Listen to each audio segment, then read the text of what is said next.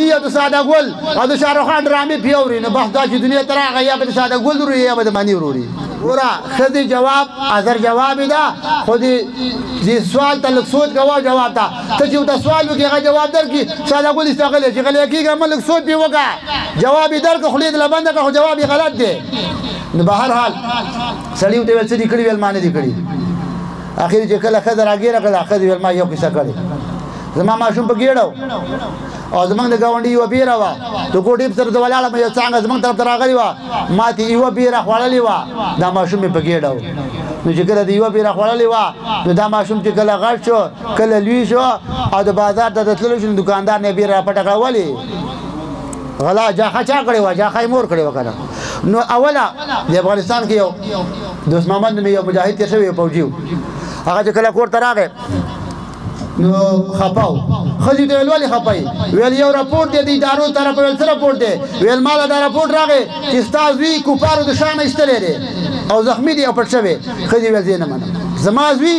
د مسلمانې ښځې زوی د مسلمان نه پیدا زوی او مجاهد د شا نه نه لګي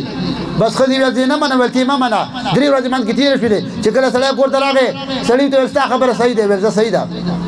ښځې ته ویل الله ته ویل الله ته نه ویم د الله سمې پرده ده ویل نه ال به راته وې سړی خو زوروري ویل چې الله به نیوې سړیه زما دا یقین دی زما دا سوچ دی چې زما دا زوی به ناروا نه کوي غلط کار به نه کوي ویل ولې ویل ما 2 کاره کړي چې کله زما دا ماشوم په ګېډه و ما حرام نه دي خوړلي قاضي آیات لیکي ترک دانق من حرام احب الی ان احج 100 حجة بالحلال څلورنې حرامي دا مالک ته واپس کا لکه 100 حجه چې په حلال مال سره وکړي 100 حجه چې په حلال مال وکړي په هغې کې دومره ثواب نشته څلورنې حرامي لرې کړه عبدالله ابن مبارک فرمایي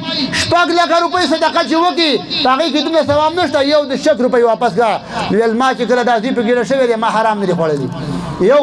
او دې ماشوم نه چې ما تی ورکړی دی ما په اوداسه کې ورکړی څومره چې ما ورکړی دی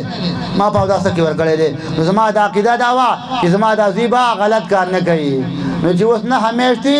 ډرامو ته ناسته وي او د مانی او د ساده ګل او د شاهرخ خان ډرامې پیوري نو بس دا چې دنیا ته راغی یا به د ساده ګل وروري یا به د مانی وروري نو برای کرم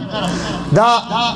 نکاح چې دا سنت دا داسې عمل دی چې دې پسې وروسته یو غټ دستان دی نو که دا دې چېرته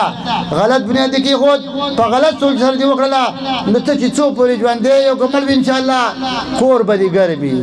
بنیاد دې غلط ایښی دی او که چېرته محمدي طریقې سره دې واده وکړو انشاءالله ته به هم خوشحاله